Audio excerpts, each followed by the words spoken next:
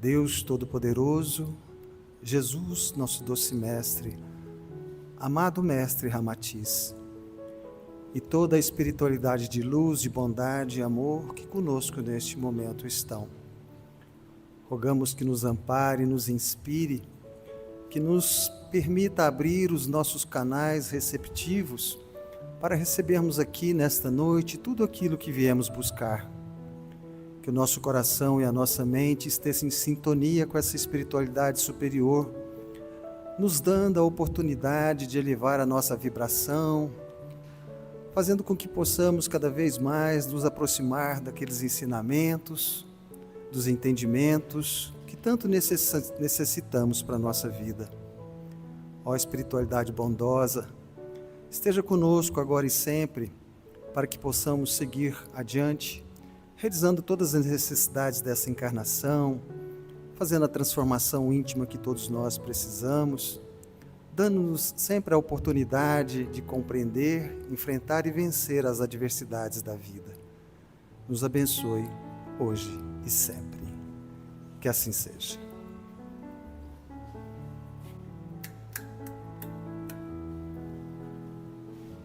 Que a paz do Mestre Jesus esteja em nossos corações e nossas mentes hoje e sempre.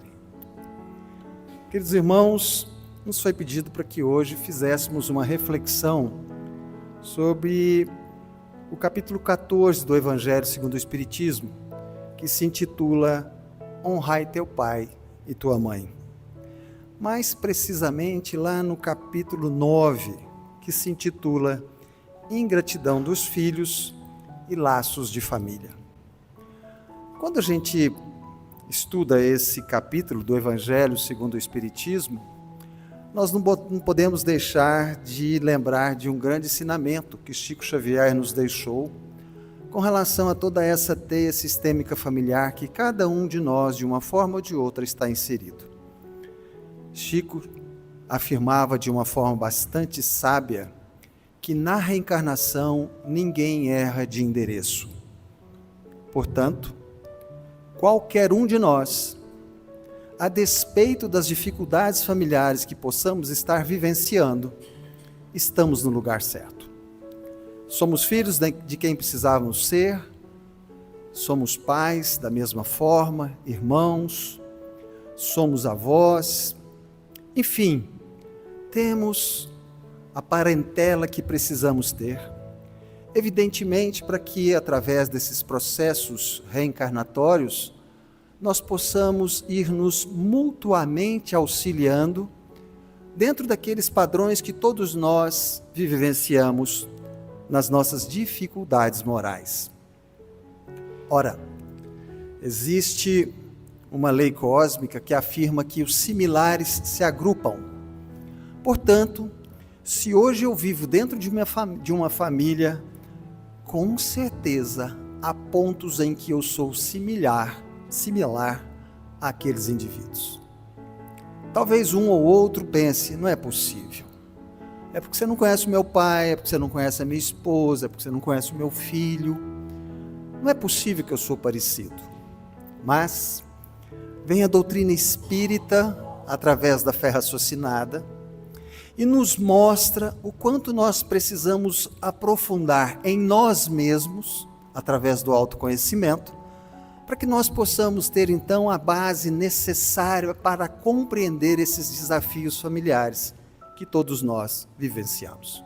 Cada um da sua forma, cada um dentro do seu padrão, cada um dentro de uma intensidade, de um momento, mas de forma inequívoca, todos nós vivenciamos as dificuldades familiares. E quando a gente estuda esse capítulo do Evangelho, honrai teu pai e tua mãe, muitas vezes a gente vê isso sob só um aspecto. Mas nós precisamos sempre aprofundar esse entendimento do honrar pai e mãe, porque aqui, quando isso veio para nós, veio através de Jesus, ele falava da parentela.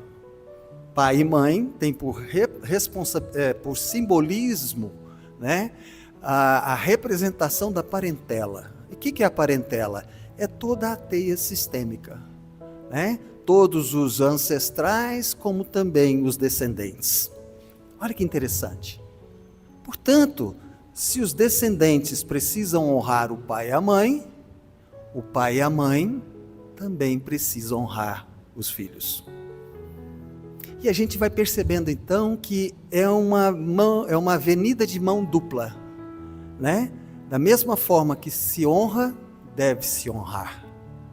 E aí nós vamos percebendo como que muitas vezes, por questões culturais, por questões religiosas, por questões morais, esses parâmetros de honra, e honra aqui é muito mais do que respeito, é a amorosidade, precisa ser entendido e compreendido.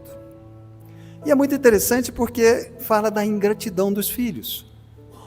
Quando que, na realidade, muitas vezes a gente vê a ingratidão na família inteira, não somente nos filhos.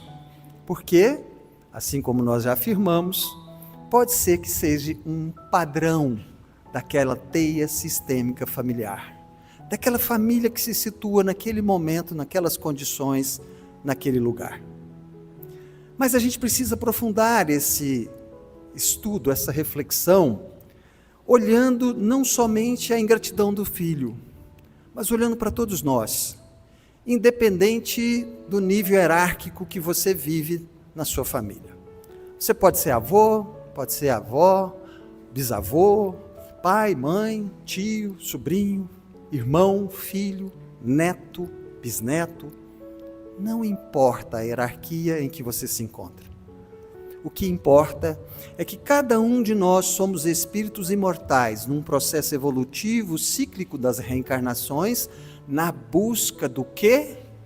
Da nossa felicidade. Todos nós, de forma inequívoca que aqui estamos, encarnados e desencarnados, estamos à busca da nossa felicidade. Mas como que se consegue a felicidade? Como que eu posso ser feliz estando dentro da família que eu estou? Muitas vezes, muitos indivíduos se perguntam dessa forma. Então, eu gostaria aqui de falar não somente da família consanguínea, eu queria aqui falar da nossa família. Todos nós, como os filhos de Deus. Portanto, irmãos em Cristo. Somos família. Mesmo que nessa encarnação não tenhamos uma ligação consanguínea. Muito bem. Então, quando a gente olha para o mundo que vivemos hoje, a gente vê um mundo que sofre. A gente vê um mundo de violência, de guerra, de agressão, de maldade. Às vezes a gente fica assustado com o que está acontecendo no mundo de hoje. E por que que isso está ocorrendo? Por questões de escolha de um materialismo cultivado através de séculos. É interessante isso, né? Existem várias razões para as discórdias familiares, mas com certeza o item que mais se destaca é a questão do dinheiro, é a questão do poder, é a questão de quem manda e assim por diante. A herança que muitas vezes traz problemas. E aí a gente percebe então que o cultivo desse materialismo através de séculos, ele vem para nós trazendo sofrimentos sociais, morais, emocionais, por causa dessas escolhas equivocadas que nós fazemos dentro da nossa própria família e, evidentemente, na convivência interrelacional com a nossa família em Cristo. Olha que interessante. Então, diante dessas adversidades, tanto dentro da nossa vida familiar, quanto da nossa vida social, o que nós precisamos? Nós precisamos de ter esperança. Nós precisamos de ter consolação para poder buscarmos a nossa felicidade. E é exatamente que, quando a gente olha para o mundo hoje, a gente pensa, está difícil buscar consolação, está difícil buscar felicidade. O conflito, a impaciência, a impermanência, a inconformidade das pessoas hoje está muito forte. Como é que a gente pode fazer isso? É muito interessante, porque nós espíritas, muitas vezes somos questionados, espíritas ou espiritualistas, somos questionados se existe o inferno e se existe o diabo. E o Espiritismo, ele é muito claro quando ele fala com relação à questão do inferno e do céu. No entendimento da doutrina espírita, não existe o inferno ou o céu como um local geográfico. Na rua tal, número tal, latitude tal, né? Por quê? Porque para a doutrina espírita, tanto o inferno quanto o céu é um estado da alma. Se estamos felizes, se estamos tranquilos, se estamos realmente com a nossa consciência em paz, vivemos o céu. Quando estamos tristes, acabrunhados, pesados com sentimento de culpa e outras situações mais, vivemos o inferno. Mas o diabo não. Esse existe. A doutrina espírita nos fala que o diabo existe. E quem é o diabo? É qualquer um de nós que aqui está, ou que pode estar lá fora, né? Que provoca o sofrimento alheio. Ou seja, o diabo é aquele que abdica do maior presente que Deus nos dá. Qual é? De sermos bons e felizes. Olha que interessante. Quando negamos a nossa essência divina, nos tornamos um diabo. Olha que interessante. Então, quando nós desprezamos o nosso dom da bondade e felicidade dentro da nossa família ou na nossa família espiritual, nós nos tornamos agentes do mal. E nesse momento nós transformamos o nosso psiquismo em um inferno e infernizamos a vida de todo mundo que está ao nosso lado. Na família ou na sociedade.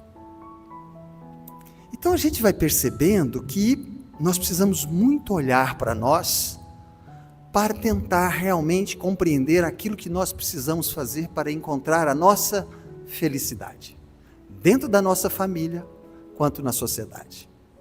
Aí vem Allan Kardec e nos fala uma coisa extremamente interessante sobre a felicidade. Allan Kardec fala o seguinte: a felicidade está na razão direta do progresso moral e intelectual realizado pelo indivíduo. Ou seja, você só vai conseguir ser feliz se você se desenvolver moralmente e intelectualmente. Olha que interessante. E por que a gente acha estranho isso? Porque normalmente a gente acredita que a felicidade ela ocorre exclusivamente em função do ambiente ou das situações que nós estamos. Eu só vou ser feliz se eu passar no concurso público. Eu só vou ser feliz se eu casar com fulano. Eu só vou ser feliz se eu ganhar na Mega Sena. Eu só vou ser feliz se eu me curar dessa doença. Olha só. Ou seja, nós acreditamos que a felicidade é decorrente das circunstâncias vividas. Dentro dessa família eu não consigo ser feliz. A gente escuta isso, não é verdade? Se isso fosse verdade, várias pessoas abastardas, ricas, de grande beleza, de grande poder, não seriam infelizes. E é interessante porque uma das coisas que eu mais recebo no meu consultório são pessoas de situação financeira, social, de destaque, extremamente infelizes. Aí, a gente olha e percebe então que existem milhões de pessoas no nosso planeta hoje vivendo projetos fantasiosos de felicidade. Vivem realmente castelos de areia. E por quê? É uma felicidade ilusória. E por que é uma felicidade ilusória? Porque essa felicidade está unicamente baseada no desejo. Pensa num indivíduo goiano, nasceu em Goiás, goiano do pé rachado. Se você der para ele todo o piqui que ele quer comer, você vai matar ele? Pensa no mineiro. Se você der um queijo com café que ele quer para comer o dia inteiro, você vai matar ele. Então a pergunta que fica é: qual é o desejo que nós estamos alimentando na nossa vida hoje, na expectativa de que isso vai trazer uma felicidade? E que a hora que a gente olha com a realidade e maturidade, a gente percebe que não. E passamos meses, anos, décadas buscando esse desejo. Olha só que interessante. E aqui a gente começa então a entender qual é o projeto de Deus para nós espíritos imortais. O projeto de Deus para nós espíritos imortais é aquele pai que olha para o filho no mês de maio, aqui em Goiânia, aquele dia frio, né? 10 graus, 6 horas da manhã, o dia lá fora escuro. Ele entra no quarto do filho de 7 anos, o filho debaixo do cobertor, do edredom, dormindo com aquela carinha de anjo. O bom pai acorda o filho para ele ir para a escola ou deixa ele dormindo debaixo do edredom? Deus nos quer como filhos, espíritos imortais maduros e não imaturos. E maturidade não vem com idade. Você encontra aí indivíduos de 50, 60, 70, 80 anos absolutamente imaturos emocionalmente. E encontra rapazes, moças de 20 anos maduros. Por quê? Porque maturidade é uma escolha. Você escolhe ser maduro. Olha que interessante. Mas vamos aprofundar a nossa reflexão.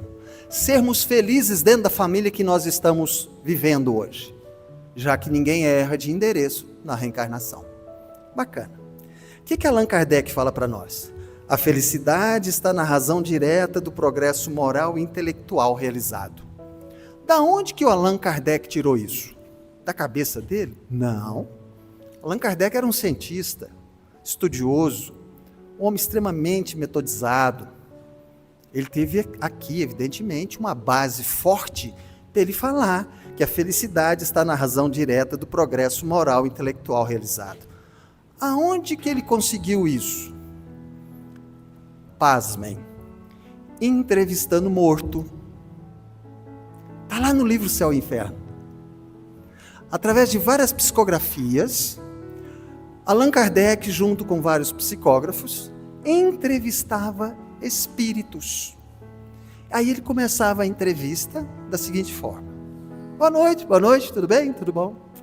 Você está vivo ou você está morto? Eu estou morto. Você é um morto feliz ou um morto infeliz? Eu sou um morto infeliz. E ele foi fazendo várias entrevistas. Quem quiser ver isso com calma, livro Céu e Inferno, está lá. E ele achou incrível, porque ele fez várias entrevistas. E a maioria esmagadora eram de mortos infelizes. Olha que incrível. E aí ele foi aprofundando para tentar entender aquilo lá, né?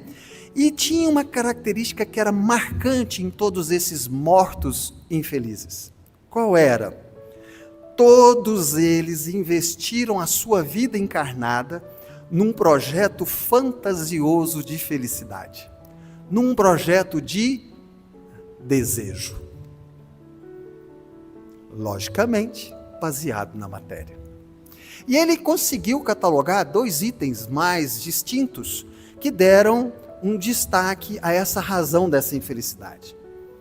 Aqueles que se mostravam mortos e infelizes se dividiam nessa condição basicamente por 2 razões.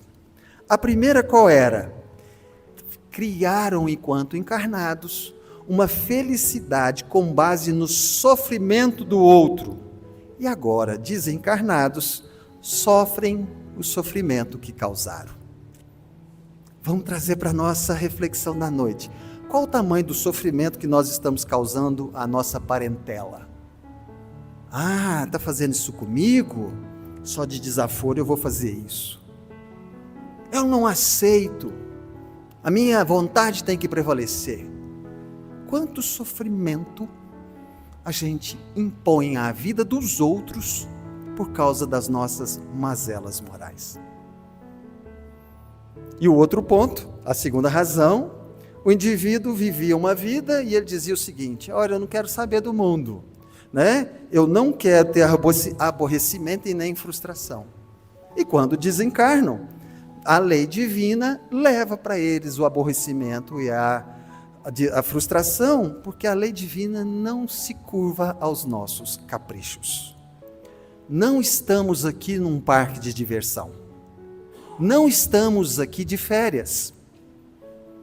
Todos nós estamos aqui por uma única razão. A gente acha que não. A gente acha que a gente encarnou para ser filho, para ser pai, para ter uma profissão, para ser médium. Não é assim? Não é não. Tudo isso são só ferramentas que Deus nos dá, e nos dá a todos, para que nós possamos fazer aquilo que é o mais importante. O que? A nossa transformação moral. Olharmos para nós e observarmos as nossas mazelas. O nosso orgulho, a nossa vaidade, o nosso egoísmo, a nossa prepotência, a nossa violência, a nossa intransigência, e assim vai. E trabalharmos esses processos dentro de nós, a mudança em nós, que somente nós podemos fazer. Ninguém pode fazer isso por nós. Buscando o quê? As nossas virtudes, né? Paz, harmonia, perdão, indulgência, benevolência, paciência, pacificação e assim por diante. Olha que interessante. E por que esses indivíduos desencarnaram e continuaram infelizes? Porque tudo que nós estamos vivendo nesse momento, a hora que a gente desencarnar, a gente vai levar. E a gente está esquecendo disso. Se você hoje está vivendo uma vida feliz, você vai ser um morto feliz. Mas se você está vivendo uma vida infeliz, você vai ser um morto infeliz. Porque a única diferença tem de nós encarnados e desencarnados é o corpo físico. Nesse momento eu vivo uma profunda depressão, por razões várias. Muito bem, desencarnei agora. Como é que eu apareço do lado de lá? Depressivo. Depressivo. E dependendo do padrão e a razão dessa depressão, na próxima encarnação eu volto com ela. O que você está fazendo com a sua vida hoje? Qual é o grau de responsabilidade que você está tendo com a sua felicidade? Ou você está somente atrás de desejos? Percebe? É claro que nós precisamos dar valor à matéria. Nós somos matéria. É importante trabalhar, é importante ganhar dinheiro, é importante ter uma boa qualidade de vida, é importante morar bem, ter um transporte. Claro que é. Está errado não. Mas qual é o tamanho da prioridade disso na nossa vida? Quantos filhos ficam sem os pais na justificativa que eu preciso trabalhar muito para dar futuro para esse menino? Estou cansado de ver indivíduo que chega no meu consultório com profundos processos patológicos psicanalíticos, por se sente abandonado pelo pai que ficou trabalhando o tempo todo para dar futuro para ele, mas não deu atenção, não deu carinho, não deu um olhar tipo, eu estou aqui. O que é isso? É evidentemente dando uma importância ímpar, superlativa à matéria.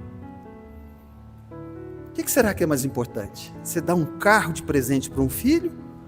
Ou você passar a sua vida toda com ele, todos os finais de semana, indo para um parque para brincar com ele de futebol?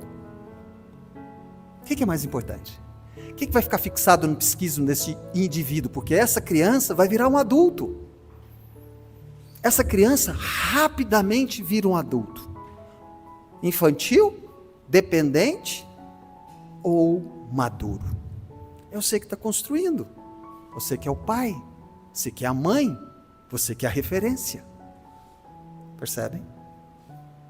E aí, meus queridos irmãos, Kardec também entrevistou os espíritos mortos felizes. Pouquíssimos. Pouquíssimos. E o que ele entendeu? Que todos esses buscaram fazer a sua transformação moral, buscaram o seu progresso intelectual e moral, e esse sim. Então, o que nós precisamos entender? E ele deixa claro isso para nós, e a gente encontra isso também lá no Livro dos Espíritos. Quanto mais tivermos e alimentarmos as nossas mazelas morais, mais infelicidade viveremos. Então, quanto mais você alimentar o seu orgulho, a sua vaidade, a sua prepotência, a sua violência, a sua intransigência, mais infeliz você vai ser, dentro da sua família e na sociedade. E muitas vezes a gente joga essa culpa na família. O pai, a mãe, o vô, a avó tentaram de tudo te mostrar esses valores morais da vida, mas você preferia olhar as questões da matéria. Por que nós estamos vivendo isso? Porque nós estamos numa transição planetária. Transição planetária, o que é? Vamos amadurecer, vamos crescer espiritualmente. Chegou a hora. Não dá para continuar sendo uma criança infantil, encarnação atrás de encarnação, repetindo os mesmos erros. Essa que é a realidade. E aí, o que a gente precisa entender? Que a gente precisa observar realmente o padrão de infelicidade que as nossas mazelas morais nos trazem. Eu vou dar aqui 2 exemplos, não vai dar para a gente falar demais, mas para a gente ter uma ideia do que são as nossas mazelas morais na nossa vida. Porque muitas vezes a gente vive a nossa mazela moral, acha aquilo normal, entra no automático e repete aquilo todo dia. Vocês querem ver? Vou dar uma baseado na lição. Imagina um indivíduo ingrato. A mazela moral da ingratidão. Alguém aqui nesse salão já conseguiu agradar um ingrato? Eu duvido. Por quê? Porque ele só valoriza o que ele não recebe. Você faz 99% de favores para ele. O 1% que você não vai fazer, é o que ele vai lembrar. Então, o que acontece? A vida dele é colocar defeito. A vida dele é olhar para aquilo que ele não recebeu. Ele vive a falta. Ele não consegue perceber a quantidade de coisas positivas que existem em volta da vida dele. Ele só tem olhos e só valoriza aquilo que ele não tem, ou que ele não ganhou, ou que ele não recebeu. Aí eu te pergunto, um indivíduo desse consegue ser feliz? É meu pai, é minha mãe, é meu tio, é minha família, é o meu patrão, é a sociedade, é o mundo que não me entende, que não sei o quê. Você está olhando para o tanto de coisa boa que você tem na sua vida? Vamos olhar aqui para nós. Tem alguém aqui no balão de oxigênio para poder respirar? Só da gente estar respirando por nós, ar puro, podermos vir aqui, ir e vir, né? Estamos piscando, ou seja, estamos lubrificando o nosso globo ocular, nosso intestino está funcionando, o coração batendo, o sangue escorrendo pelas veias, né? Daqui a pouco podemos ir para casa, fazer uma refeição, uma caminha nos esperando, um lar, e a gente não dá valor nisso. Esse é um ingrato. Aí eu pergunto para vocês, dá para fazer um ingrato feliz? E ele vai ser ingrato em qualquer lugar. Se você colocar um ingrato junto com os anjos, ele vai reclamar dos anjos. Não, esses caras são pacientes demais, eu não aguento essa paciência deles. Se você colocar um ingrato no paraíso, em uma semana ele está depressivo, porque ele não aguenta aquele lugar. Porque tudo que ele vê e ele vive, ele acha defeito. Olha que interessante. Então, o que você vai fazer com ele? Mudar ele de lugar? Não resolve. Por quê? Porque a ingratidão está dentro dele, não está fora.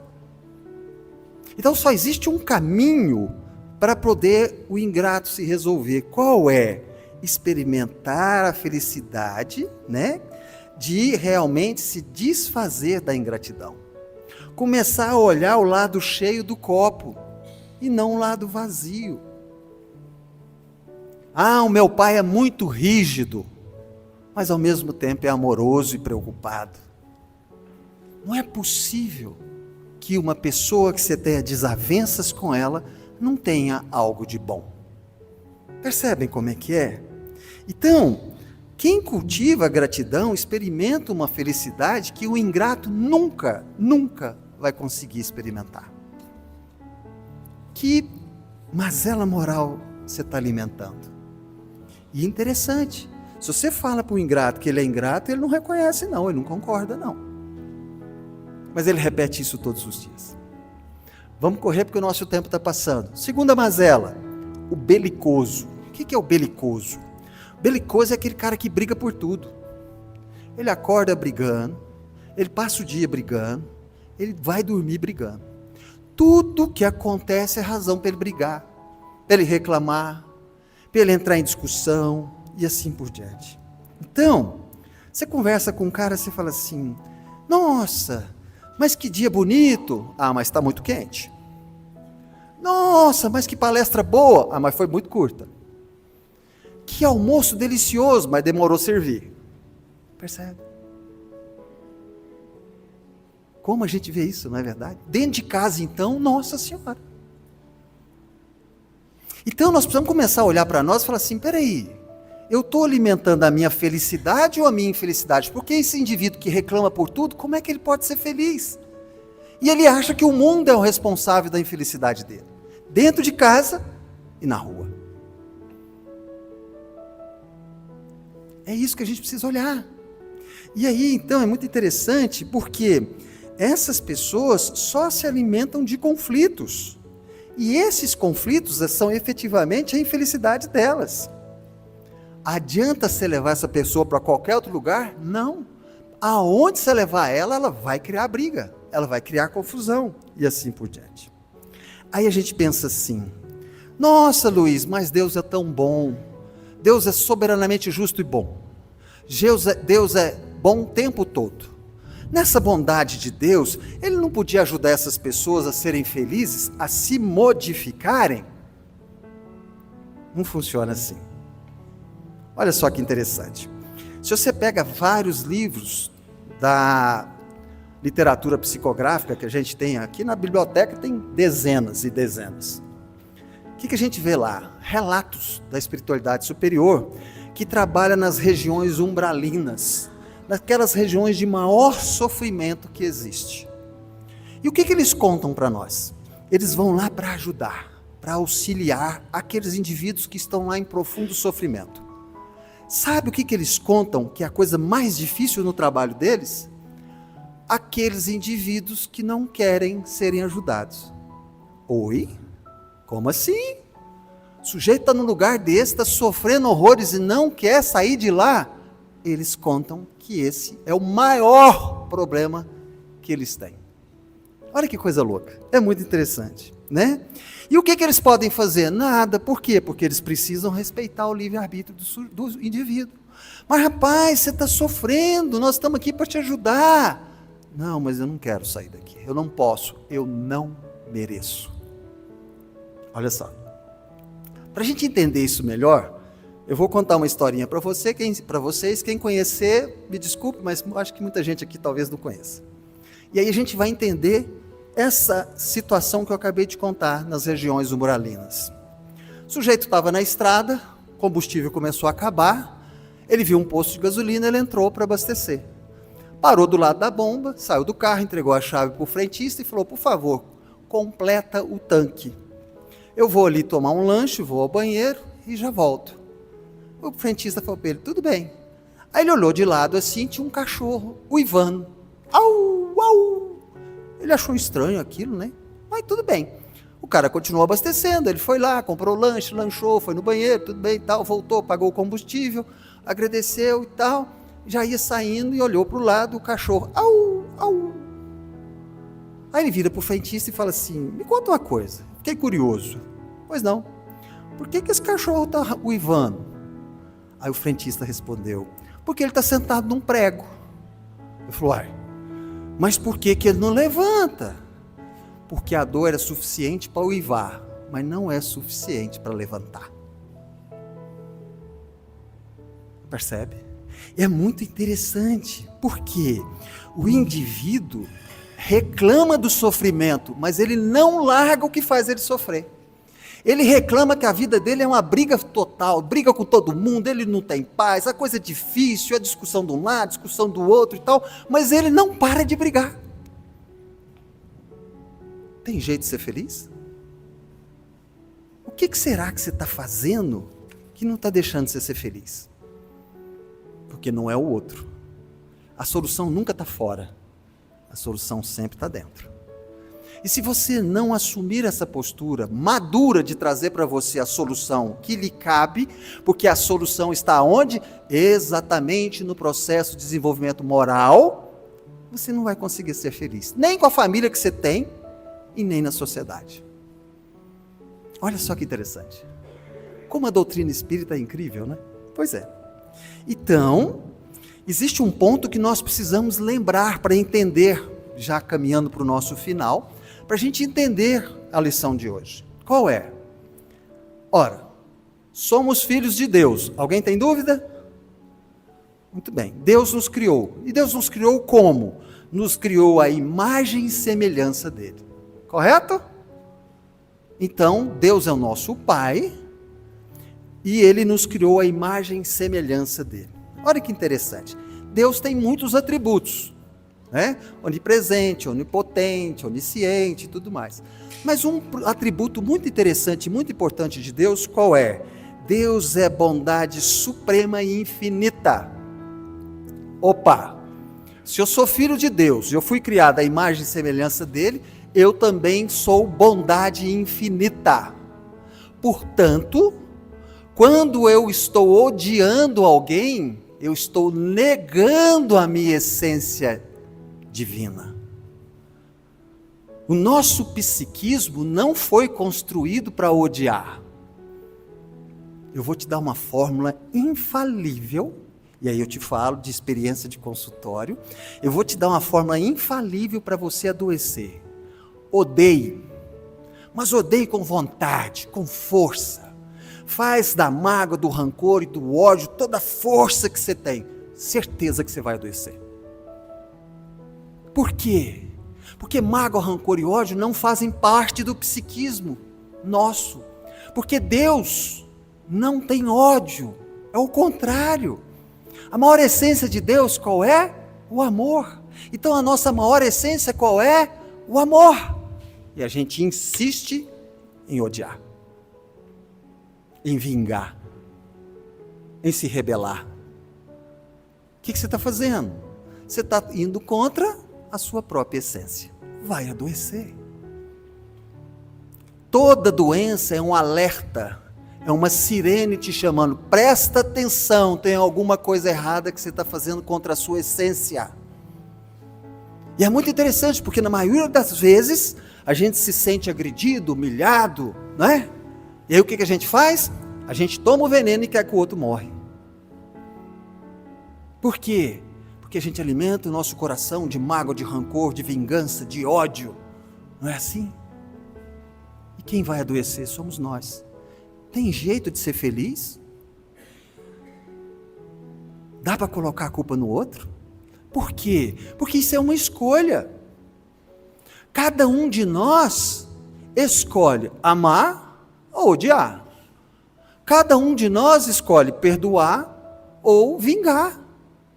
Ninguém coloca um revólver na nossa cabeça e fala assim, você vai amar ou você vai vingar, odiar. Você vai perdoar ou você vai vingar. Não, é uma escolha nossa.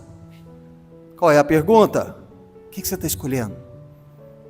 O que você está escolhendo? Porque você vai viver as consequências da escolha que você está fazendo. Detalhe, escolhemos o tempo todo. Ah, eu não quero saber de escolher. Você acabou de escolher, não escolher. Então não tem jeito de deixar de escolher. O que a gente tem que fazer? Saber escolher. Olha para as consequências. Tudo que nós vivemos aqui, nada mais é do que consequências de causas que nós escolhemos. Inclusive a escolha de estar na família que nós estamos. Escolhi ter o pai e a mãe que eu tenho, os irmãos que eu tenho, e vim para cá para brigar, para mandar matar, para agredir, para abandonar. Olha que louco! Era o que eu precisava para poder fazer a minha evolução, fazer o meu progresso moral e intelectual. E eu faço exatamente o contrário. Quantas encarnações nós já fizemos isso, meus irmãos? Quantas? Então, para finalizar a nossa reflexão, quando estamos vivendo, nós precisamos lembrar que nós estamos vivendo vicissitudes. Por quê? Porque nós estamos, com certeza, vivendo uma vida corporal, ciclos reencarnatórios. Encarnamos, desencarnamos. Encarnamos e desencarnamos. E quando você vive uma vida de desejo, muitas vezes você esquece dessa situação. E são situações que nenhum de nós tem como fugir. Olha só. Todos nós que estamos aqui, um dia vamos desencarnar. A gente espera que seja daqui uns 50, 100 anos, mas vai desencarnar, não vai sobrar um aqui. Bacana. Aí a gente fica preocupado em morrer. Só que quem está desencarnado aqui, que tem muitos desencarnados aqui também está preocupado. Por quê? Porque ele vai ter que reencarnar. Não tem jeito de não reencarnar. Aí ele pensa assim, nossa, meu Deus, eu vou ter que reencarnar, eu vou lá para aquela família, eu vou ter aquele pai, eu vou ter aquela mãe, eu vou ter aquela esposa, aqueles filhos, meu Deus, como é que é? Nós preocupados com a morte e eles preocupados com a vida. Só que tem mais duas vicissitudes, além das vicissitudes de reencarnar e morrer, desencarnar, tem mais duas vicissitudes que a gente não foge. Qual? Adoecer. Alguém aqui nunca adoeceu? Achamos que nós não vamos adoecer? É claro que vamos. Faz parte do processo das vicissitudes da evolução. Porque diante de um processo patológico, nós vamos desenvolvendo o quê? As nossas virtudes. Numa doença, eu posso desenvolver a minha paciência, a minha fé, a minha disciplina, a minha determinação. Mas também posso desenvolver a minha rebeldia, o meu ódio, a minha intransigência, a minha incapacidade de aceitação. Então, temos que nascer, temos que desencarnar, vamos adoecer e tem mais uma vicissitude que a gente não corre dela. Qual? Envelhecer. Todos nós estamos envelhecendo o tempo todo. A pergunta é, que padrão de envelhecimento você está trazendo para a sua vida? Porque a gente pode, evidentemente, buscar um envelhecimento saudável, alimentação, bons sonos, um bom nível mental, né, uma higiene mental, uma religiosidade. Tudo isso faz com que eu tenha um bom envelhecimento, porque eu vou envelhecer, queira ou não queira. Mas aquele que está enfiando o pé na jaca, nos vícios, na briga, na discussão, na intransigência, na ansiedade, no controle, qual o padrão de velhice que ele vai ter? Ele que está construindo. Percebe, meus irmãos? Então, o que nós precisamos entender? Que nós temos muito mais a agradecer do que a reclamar. E é exatamente essa ingratidão do filho que a gente estudou hoje, que se reflete de uma forma muito mais ampla na nossa vida. Porque muitas vezes essa ingratidão não é do filho com o pai biológico, é nós com Deus. Que nós vamos perdendo a oportunidade de observar quantas situações favoráveis para a nossa evolução espiritual, apesar de ser difícil, desconfortável, dolorido, mas é o caminho. Sabem por quê? Porque evoluir dói, exige de nós maturidade, compreensão, é um progresso, é um processo que nós vamos desenvolvendo em nós mesmos. E detalhe, ninguém pode fazer por nós. É um processo individual, único, intransferível. Ou você faz agora, ou vai fazer na próxima encarnação, ou quem sabe na outra. Mas numa transição planetária a nossa batata está assando. Não existe momento mais favorável do que hoje. Não existe momento mais importante do que o hoje. Porque é o hoje que a gente ama, é o hoje que a gente perdoa, é o hoje que a gente compreende, é o hoje que a gente tem a paciência, é o hoje. E a gente vive no passado.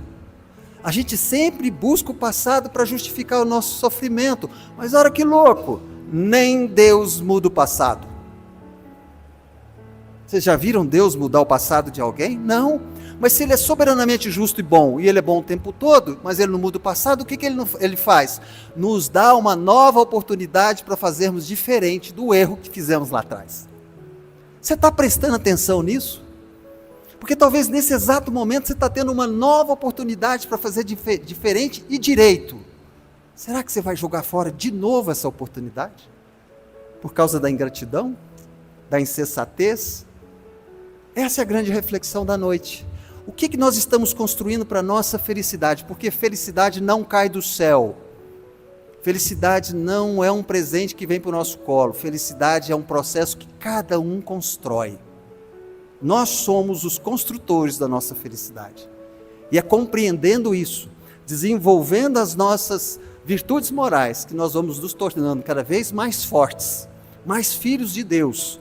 E evidentemente, através do amor, da caridade, da bondade, do perdão, da compreensão, da paciência, nós vamos nos transformando. Reflitamos. Muitíssimo, muitíssimo obrigado pela presença de todos vocês, pela atenção. Que Deus nos abençoe, nos ilumine hoje e sempre. E até a próxima. Muito obrigado.